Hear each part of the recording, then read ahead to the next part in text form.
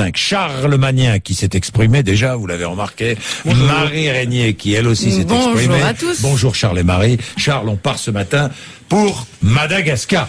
Madagascar qui a un nouveau président. Je vais vous demander de m'aider, Jean-Jacques, parce que son nom est, c'est une épreuve du bac, son nom.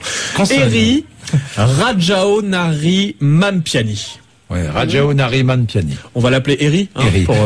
Eri. Ce week-end, Eri prononçait, il s'appelait Eri. C'est donc le nouveau président de Madagascar qui a donc prononcé son discours d'investiture. Mais pour ce discours, ce week-end, il n'était visiblement pas très inspiré, ou plutôt, il a choisi de s'inspirer de Nicolas Sarkozy. Pour son discours d'investiture, il a tout simplement copier-coller, recopier mot pour mot un discours de Nicolas Sarkozy prononcé en janvier 2007, porte de Versailles. Le nouveau président de Madagascar a tout simplement remplacé quand même le mot France par le mot Madagascar.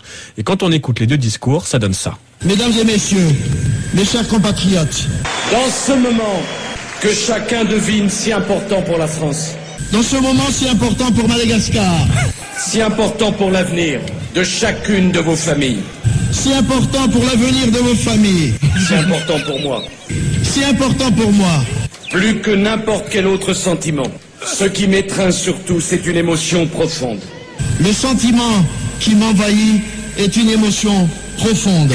Cette émotion, je vous demande de la recevoir. De la recevoir simplement. Je vous demande de la recevoir simplement. Comme un témoignage de ma sincérité. Comme un témoignage de ma sincérité. Je veux demander à mes amis. Je demande donc à mes amis. De me laisser libre. De me laisser libre. Libre d'aller vers les autres. Libre d'aller vers les autres. Vers celui qui n'a jamais été mon ami. Libre d'aller vers celui qui n'a jamais été mon ami. Qui n'a jamais appartenu à notre camp. Qui n'a jamais appartenu à notre camp. À notre famille politique. Ou à notre famille politique. Parce que lorsqu'il s'agit de la France. Car lorsqu'il s'agit de Madagascar, il n'y a plus de camp. Il n'y a plus de camp. Vive la République, vive Madagascar. Vive la République et vive la France. C'est beau, extraordinaire. Ah non, mais ça c'est un moment d'anthologie. C'est de la politique. Ça s'appelle de la politique. Ça s'appelle de la politique. J'ai peur qu'il se trompe, moi, avec Eri France. Oui. Non, mais c'est il a quand même remplacé. Oui. Juste pour l'anecdote, la ministre française de la francophonie, Yamina Benguigui, était sur place pour ce discours. Elle a salué un discours absolument fabuleux, plein d'espoir, d'émotion. Non, c'est pas vrai. Mais il a dû être trompé, ce président malgache, c'est pas possible. C'est un conseiller, je pense. Mais oui, c'est un conseiller qui a dû filer ça. Il y a un peignant quelque part, ça c'est sûr.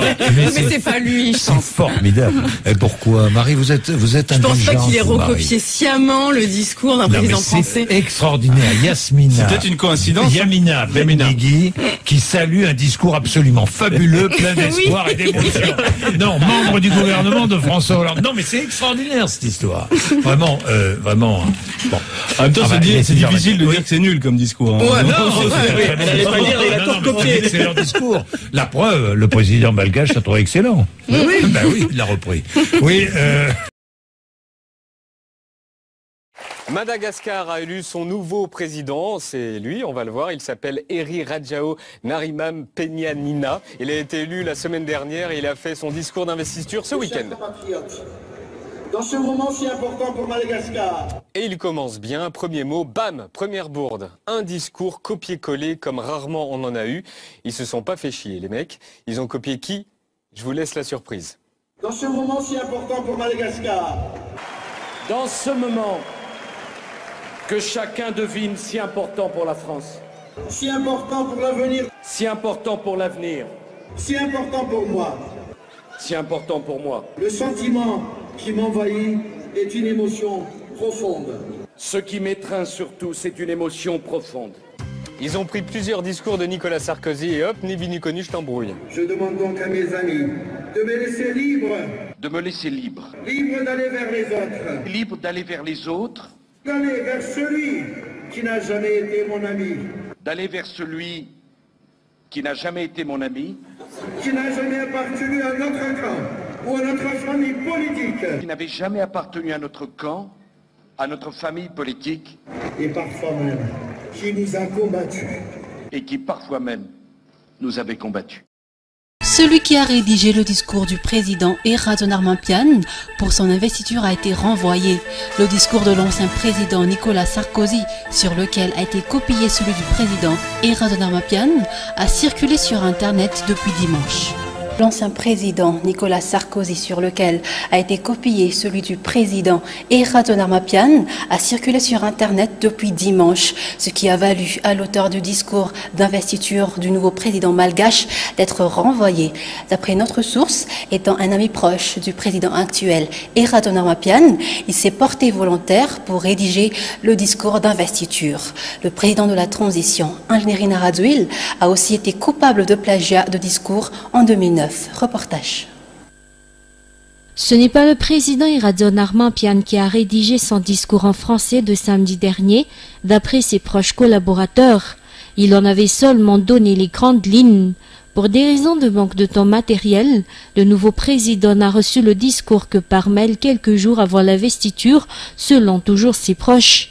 Depuis dimanche, par contre, le discours de l'ancien président français Nicolas Sarkozy, après son élection en mai 2007 sur lequel a été copié celui du président Eraton Armampian, a été publié sur Internet. Les séquences qui se ressemblent ont déjà été coupées, puis publiées sur Internet. En général, celui qui l'a copié n'a utilisé que les tournures utilisées par Nicolas Sarkozy et non le contenu, comme nous allons le suivre. Dans ce moment que chacun devine si important pour la France, dans ce moment si important pour Madagascar, si important pour l'avenir de chacune de vos familles, si important pour l'avenir de vos familles, si important pour moi, si important pour moi, plus que n'importe quel autre sentiment, ce qui m'étreint surtout, c'est une émotion profonde. Le sentiment qui m'envahit est une émotion profonde. Cette émotion,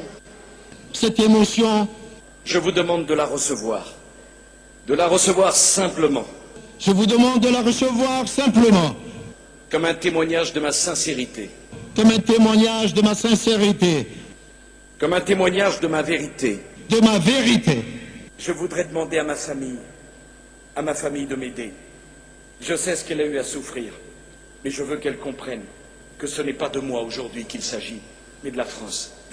Mais aujourd'hui, je vais vous demander à vous, ma famille politique et mes amis, de m'aider une fois encore pour favoriser le grand dessein d'unité nationale qui est le mien.